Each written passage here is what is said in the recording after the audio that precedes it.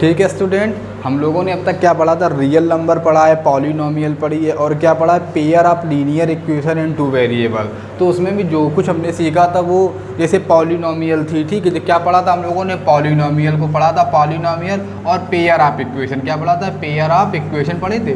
तो ये एक मैचिंग थे, मतलब जैसे जिस टाइप की इक्वेशन इसमें आ रही थी, एक पॉलिनोमियल थी 2 डिग्री 3 डिग्री, उसी टाइप के टर्म इसमें भी आ रहे थे पेयर ऑफ इक्वेशन में, बट वहाँ पे सॉल्विंग थी। अब इसके बाद नेक्स्ट चैप्टर आता है क्वाड्रेटिक इक्वेशन। कौन सा आता है? क्वाड्रेटिक आता है। तो हम लोग क्वाड्रेटिक इक्वेशन भी सेम एज इट इज़ है, जैसे पेयर ऑफ लीनियर इक्वेशन था उसमें भी एज इट इज़ टर्म आएंगे, लिटिल बिट डिफरेंस होगा। लेकिन हम लोग क्या कर रहे हैं, उसको लीव करके एरिथमेटिक प्रोग्रेशन पे आ रहे हैं, कुछ नया स्टार्ट करते हैं कि हम लोग एरिथमेटिक प्रोग्रेशन के बाद में क्या स्टार्ट करेंगे, उसके बाद में स्टार्ट करेंगे क्वाड्रेटिक इक्वेशन। तो थोड़ी गैपिंग भी हो जाएगी, कितना रिमाइंड रहा कितना नहीं रहा वो भी क्लियर हो जाएगा, ठीक है। तो हम लोग आज एरिथमेटिक प्रोग्रेशन स्टार्ट कर रहे हैं। तो प्रोग्रेशन का क्या मतलब हुआ, एरिथमेटिक प्रोग्रेशन क्या होती है? तो सबसे पहले एक टर्म आता है सीक्वेंस। ये तो सबने सुना होता सीक्वेंस। कौन सा टर्म आता है? सीक्वेंस। सीक्वेंस का क्या मतलब होता है? सीक्वेंस का मतलब है कि जैसे हमने नंबर लिखे कि कोई एक पर्टिकुलर, बोला नहीं जाता कि हमने कोई वर्क सीक्वेंस में किया, नंबर लिखिए सीक्वेंस में लिखिए, ठीक है। तो कुछ टर्म हमने लिए 5, कभी 9, कभी 18, कभी कोई नंबर लिया। तो ये हम देखते हैं क्या ये कोई सीक्वेंस फॉलो हो रहा है कि नहीं फॉलो हो रहा है। तो सीक्वेंस क्या होता है, हम लोग पहले इसकी डेफिनेशन लिख लेते हैं कि सीक्वेंस क्या होता है, ठीक है। तो सीक्वेंस की डेफिनेशन है, सीक्वेंस का क्या मतलब होता है? A sequence is an arrangement of numbers that follows a certain order according to some rule. अब इसका मतलब क्या है, इसको पहले एक बार फिर से पढ़ लेते हैं। सीक्वेंस की डेफिनेशन है, a sequence is an arrangement of numbers that follow a certain order according to some rule, ठीक है। तो क्लियर हुआ।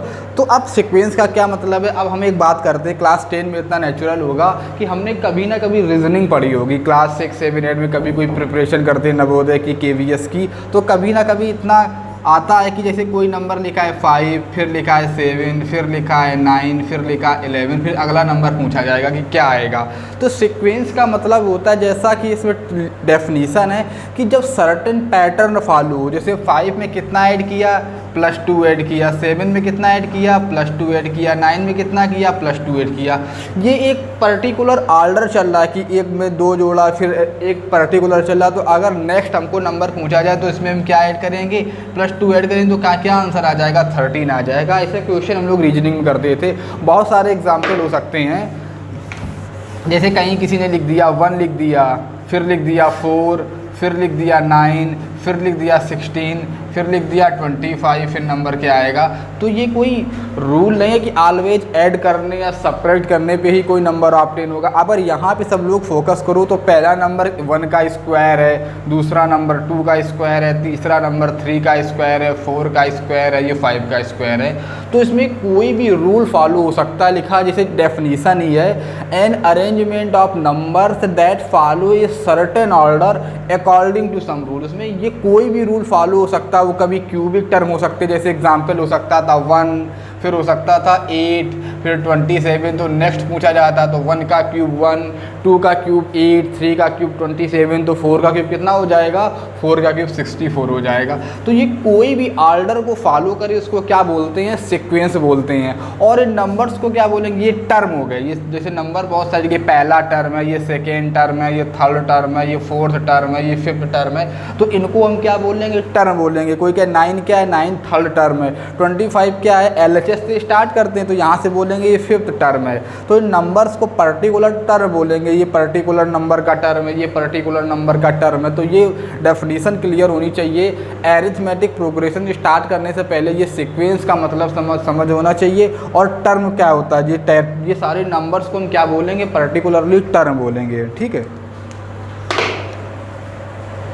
तो हम लोगों ने सीक्वेंस समझा, टर्म क्या होते हैं। अब हम लोग एरिथमेटिक प्रोग्रेशन क्या होती है इसका डिस्कस करते हैं कि एरिथमेटिक प्रोग्रेशन का पर्टिकुलर मतलब क्या होता है। देखो हम लोग क्लास 10th लेवल पे हैं, तो हम लोग यहाँ पे एरिथमेटिक प्रोग्रेशन को शॉर्ट में एपी बोलते हैं। तो बहुत सारी प्रोग्रेशन होती हैं, ये कोई मतलब लिमिटेशन नहीं कि वन ही है।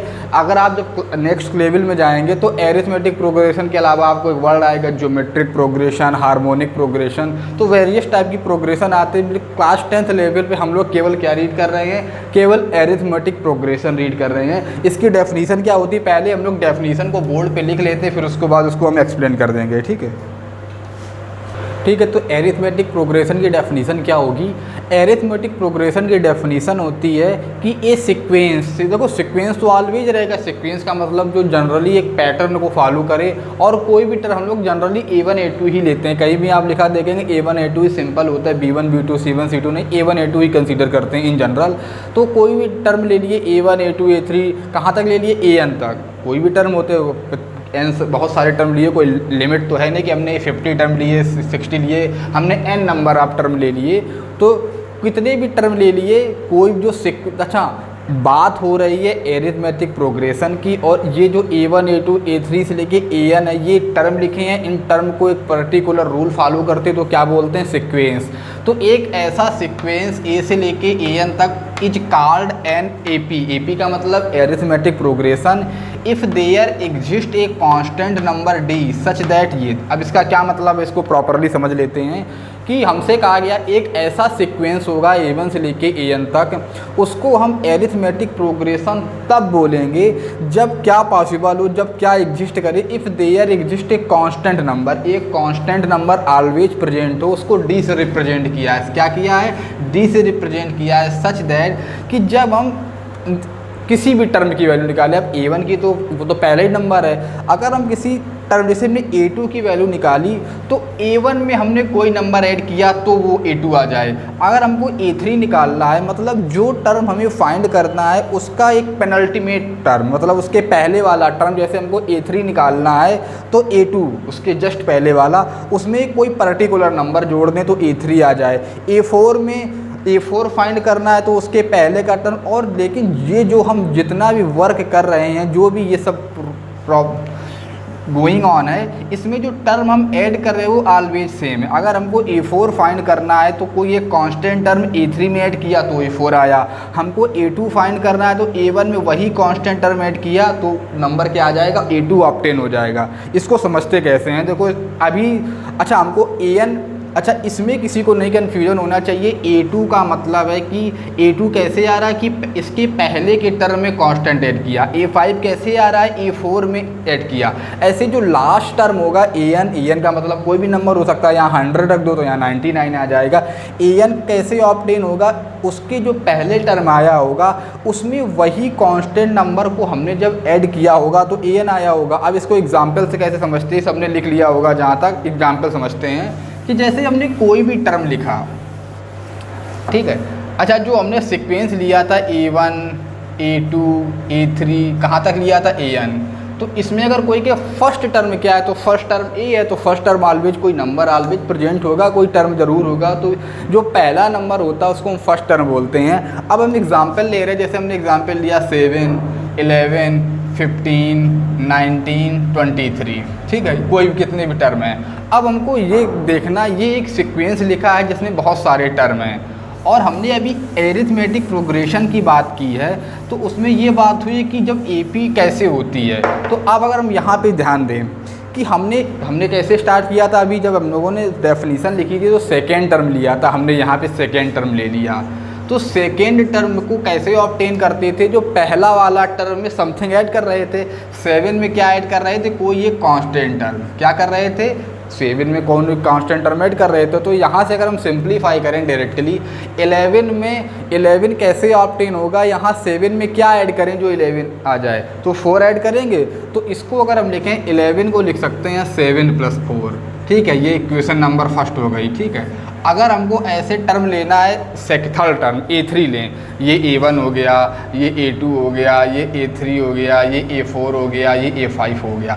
जैसे हमको 15 को लिखना है तो 15 एज इट इज़ लिखा, तो हम जब AP शो करते तो उसके जस्ट पहले वाला टर्म 11, अब 11 में क्या 4 ऐड करके 15 आ जाएगा, इसको हमने इक्वेशन नंबर सेकेंड रख दी। अब क्या हम अगर हम A4 पे जाएँ, A4 कितना है 19 है, तो A4 को जब हम लिखना तो इसके पहले का टर्म कौन है 15, उसमें क्या ऐड करें तो 19 हो जाए, 4 ऐड करें, ये इक्वेशन थर्ड हो गई।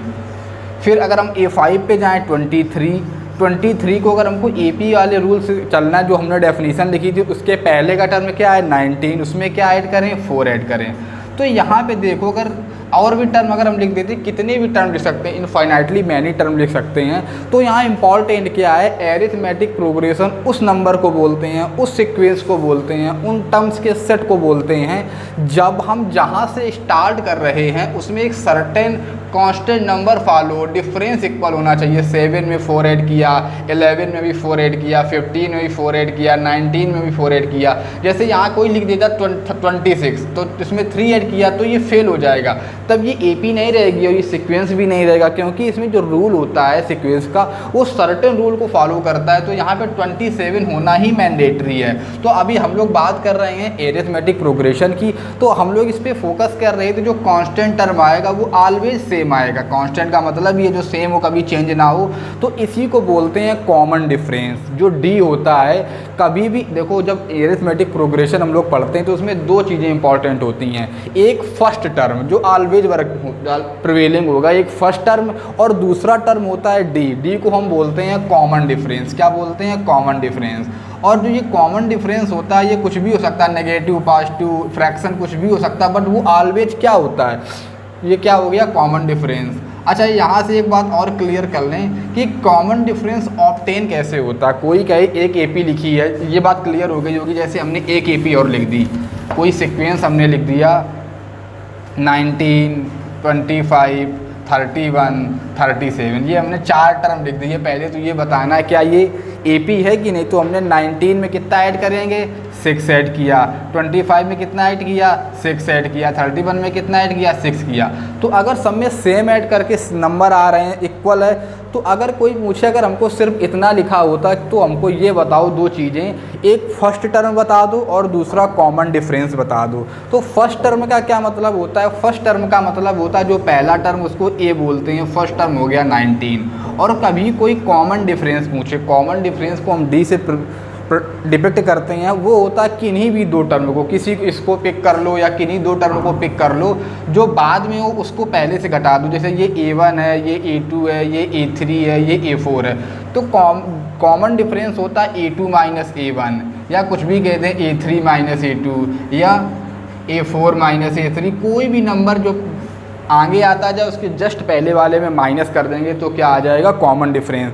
तो 25 में 19 माइनस करेंगे तो 6 आएगा, 31 में 25 माइनस करेंगे तब भी 6 आएगा। तो कॉमन डिफरेंस क्या आ गया 6 आ गया। तो अभी इंट्रोडक्शन में सिर्फ इतना ही था कि एरिथमेटिक प्रोग्रेशन क्या होती है, सीक्वेंस क्या होता है, तो ये चीज़ क्लियर होनी चाहिए। ठीक है, तो हम लोगों ने सीक्वेंस पढ़ा और एरिथमेटिक प्रोग्रेशन की डेफिनेशन पढ़ ली। अभी एक बात और कर लेते हैं कि एक छोटा सा टर्म आता है, जैसे कहीं दिया होगा आपको क्वेश्चन में दिया जाएगा an इक्वल टू दिया जाएगा, जैसे दिया जाएगा 4n + 5, ऐसे एक नंबर दिया गया होगा और इसमें पूछा गया होगा कि इसके टर्म लिखो। आपको सिर्फ इतना दिया जाएगा, एक 1 मार्क का क्वेश्चन आ गया मान लो एग्जाम में, आपको an दिया है, ये सेकंड करके लिख दिया गया है कि एक नंबर सिंपल सा लिख दिया गया है, an दिया गया है जिसमें n की वैल्यू आप पुट करते जाएंगे। उसमें पूछा जाएगा कुछ 3 टर्म लिख दो, जैसे किस क्वेश्चन में आ गया राइट 5 टर्म्स